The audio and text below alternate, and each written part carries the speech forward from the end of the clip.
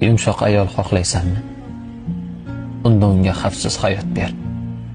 Hamma narsa uchun kurashishga majbur bo'lgan dunyoda undan nozik bo'lishini kutma.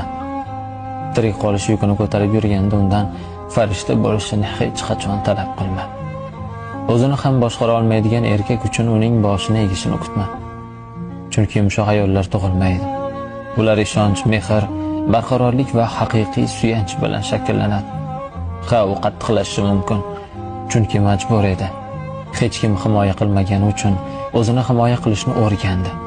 Agar unga huzur berishga tayyor bo'lmasang, uning zirhi bilan kelganda shikoyat qilma. Chunki asl ayol aslida yumshoq bo'ladi, lekin faqatgina uni sindirmay, qadrlay oladigan erkak uchun. Yumshoq ayol xohlaysanmi?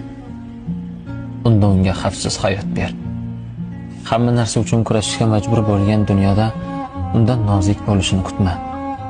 Tirik qolish yukini ko'tarib yurganda undan farishta bo'lishini hech qachon talab qilma. O'zini ham boshqara olmaydigan erkak uchun uning boshini egishini kutma. Chunki yumshoq ayollar tug'ilmaydi.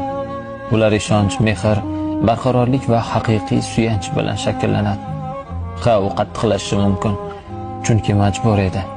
Hech kim himoya qilmagani uchun o'zini himoya qilishni o'rgandi.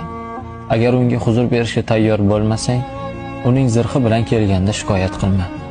Chunki asl ayol aslida yumshoq bo'ladi, lekin faqatgina uni sindirmay, qadrlay oladigan erkak uchun. Yumshoq ayol xohlaysanmi? Unda unga xavfsiz hayot ber. Hamma narsa uchun kurashishga majbur bo'lgan dunyoda undan nozik bo'lishini kutma. Tirik qolish yukini ko'tarib